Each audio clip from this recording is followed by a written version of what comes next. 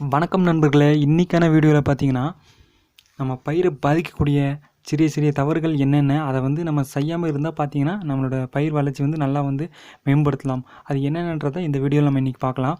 அதுக்கு முன்னாடி நீங்களும் நம்ம சேனலை சப்ஸ்கிரைப் பண்ணலாம், சப்ஸ்கிரைப் பண்ணிக்கோங்க.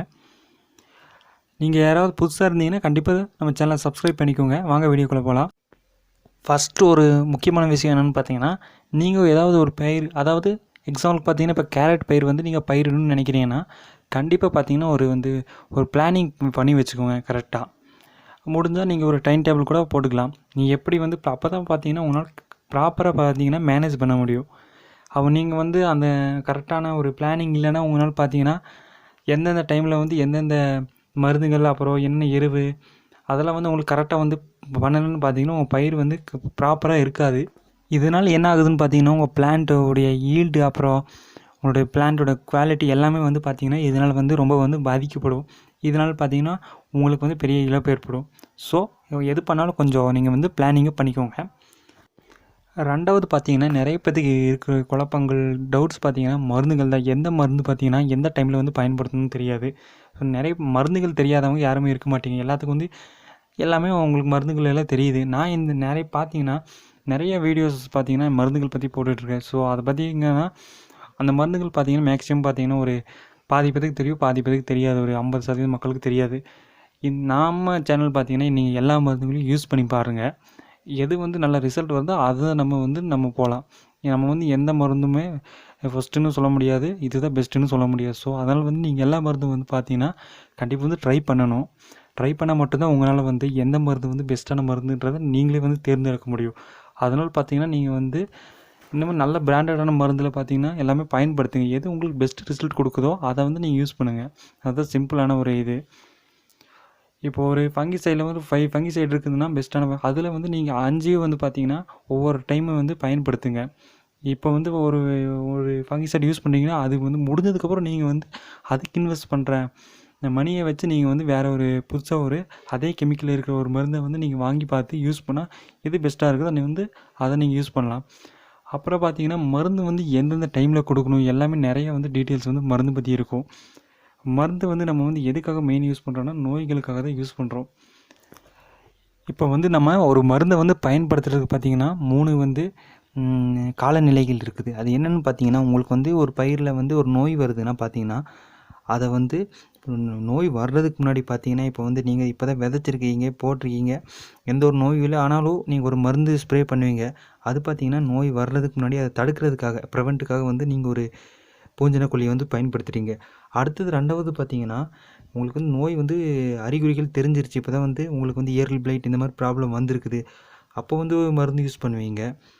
அதுக்கப்புறம் பார்த்தீங்கன்னா 3வது நிலை என்னென்னு பார்த்தீங்கன்னா உங்களுக்கு நோய் ஃபுல்லாகவே வந்துருச்சு, பயிர் ஃபுல்லாக பாதி 50% பாதிச்சிருச்சு. அதுக்கப்புறம் நீங்கள் மருந்து யூஸ் பண்ணுவீங்க. பார்த்தீங்கன்னா இது மாதிரி 3 காலநிலை இருக்குது நம்ம மருந்தை பயன்படுத்துறதுக்கு நிலைகள். நம்ம கரெக்டாக எந்த டைமில் எந்த மருந்து பயன்படுத்தணும் அதை நம்ம கரெக்டாக பயன்படுத்தினா இந்த பிரச்சனையே வராது. நீங்கள் ப்ரிவெண்ட்டாகவே பார்த்தீங்கன்னா ஒரு நல்லா ப்ராப்பர் மெயின்டைன் பண்ணிங்கன்னா உங்களுக்கு எந்த ஒரு ப்ராப்ளமும் வராது. நீங்கள் இந்த 2 செகண்ட் அப்புறம் தேர்ட் இந்த நிலைகளுக்கு நீங்கள் போகவே தேவை இருக்காது. ஸோ அதனால் ப்ரிவெண்ட்லேயே பார்த்தீங்கன்னா முடிஞ்ச அளவுக்கு நீங்கள் உங்களுடைய உரம், தண்ணீர், இந்த மாதிரி உங்களுடைய மண் சத்து எல்லாமே பார்த்தீங்கன்னா நீங்கள் கரெக்டாக இருந்ததுன்னா உங்களுக்கு இந்த மாதிரி செகண்ட் தேர்டுக்கு நீங்கள் போகவே தேவையில்லை. ப்ரிவெண்ட்டே பண்ணிவிட்டு நீங்கள் கரெக்டாக அந்த ஹார்வெஸ்டிங் நீங்கள் ஈஸியாக பண்ணி முடிச்சுக்கலாம். நீங்கள் ப்ராப்பர் மேனேஜ் இல்லைன்னா தான் இந்த மாதிரி பிரச்சனைலாம் ஆகி கடைசியாக பார்த்திங்கன்னா நிறைய லாஸ் ஏற்பட வாய்ப்பு இருக்குது. ஸோ அதனால் ப்ராப்பராக பார்த்தீங்கன்னா தெரிஞ்சுக்கோங்க. அப்புறம் 3வது முக்கியமான விஷயம் என்னென்னு பார்த்தீங்கன்னா உங்களுடைய பயிரில் பார்த்தீங்கன்னா இப்போ தான் பாதிப்பு ஏற்பட ஸ்டார்ட் ஆகிருக்கு. இந்த மாதிரி ஏற்பட்டுருச்சுன்னா நீங்கள் எந்த ஒரு கவலையும் படக்கூடாது. நீங்கள் அந்த டைமில் என்ன பண்ணுறீங்கன்னா இந்த ப்ராப்ளத்துக்கான சொல்யூஷனை பார்த்தீங்கன்னா நீங்கள் பயிரிடுறதுக்கு முன்னாடியே எல்லாமே முடிஞ்சாலும் மேக்ஸிமம் தெரிஞ்சு வச்சுக்கோங்க. என்ன பண்ணணும் இந்த மாதிரி ப்ராப்ளம் ஆகிடுச்சுன்னா. ஸோ அதெல்லாம் தெரிஞ்சுட்டு நீங்கள் எது பண்ணுறதுனாலும் கிராப் மேனேஜ்மெண்ட் கரெக்டாக பண்ணுங்கள். ஸோ அதனால் எந்த ஒரு வருத்தமும் படாமல் அதுக்கான நம்ம வேலையை அடுத்து நீங்கள் பண்ணிங்கன்னா கரெக்டாக அதை நீங்கள் எந்த ப்ராப்ளமாக இருந்தால் கூட அதை நீங்கள் மாற்றி மறுபடியும் நல்ல ஒரு ஹெல்த்தியான கிராப்பை வந்து நீங்கள் வந்து மேனேஜ் பண்ணி கொண்டு வரலாம். ஸோ அதனால் வந்து எந்த ஒரு ஃபீல் பண்ண மன உளைச்சலுக்கும் நீங்கள் வந்து ஆளாக தேவையில்லை. மருந்துகள் பார்த்தீங்கன்னா நீங்கள் வந்து கரெக்டாக வந்து யூஸ் பண்ணாலே போதும். ஸோ மருந்துகள் பார்த்தீங்கன்னா நிறைய இருக்குது. உங்களுக்கு வந்து சீப் அண்ட் பெஸ்ட்டாகவோ போகலாம், நீங்கள் வந்து காஸ்ட்லியாகவோ போகலாம். இந்த மாதிரி நிறைய இருக்குது. காஸ்ட்லியான மருந்துகள் வந்து எல்லாமே பார்த்தீங்கன்னா பெஸ்ட்டாக இருக்கிறதில்ல. அதேமாதிரி சீப்பான மருந்துகளும் பெஸ்ட்டாக இருக்கிறதில்ல. சில மருந்துகள் இருக்குது. ஸோ அதை நம்ம தான் வந்து தேடி போய் கரெக்டாக வந்து யூஸ் பண்ணி உங்களுடைய ஓன் எக்ஸ்பீரியன்ஸில் மட்டும்தான் எடுக்க முடியும். ஸோ இப்போ நம்ம சொல்கிற மருந்தெல்லாம் பார்த்தீங்கன்னா இது என்னுடைய ஓன் எக்ஸ்பீரியன்ஸில் இருக்கிற மருந்துகள்லாம் பார்த்தீங்கன்னா உங்களுக்கு சொல்லியிருக்கிறேன்.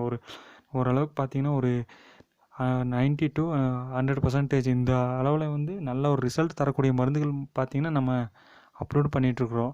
நீங்கள் வந்து அதை டெஸ்ட் பண்ணி பார்த்து அதில் நீங்கள் பெஸ்ட்டாக இருக்கிறது நீங்கள் நோட் பண்ணி யூஸ் பண்ணிங்கன்னா உங்களுக்கு இன்னுமே ரொம்ப பெஸ்ட்டாக இருக்கும், நல்லா சேவிங்ஸாக இருக்கும்.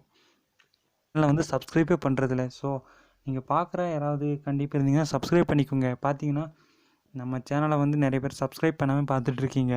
ஸோ இந்த மாதிரி யூஸ்ஃபுல்லான தகவல்கள் உங்களுக்கு வந்து ரொம்ப பயனுள்ளாக இருந்தால் சப்ஸ்கிரைப் பண்ணுங்கள். நன்றி நண்பர்களே.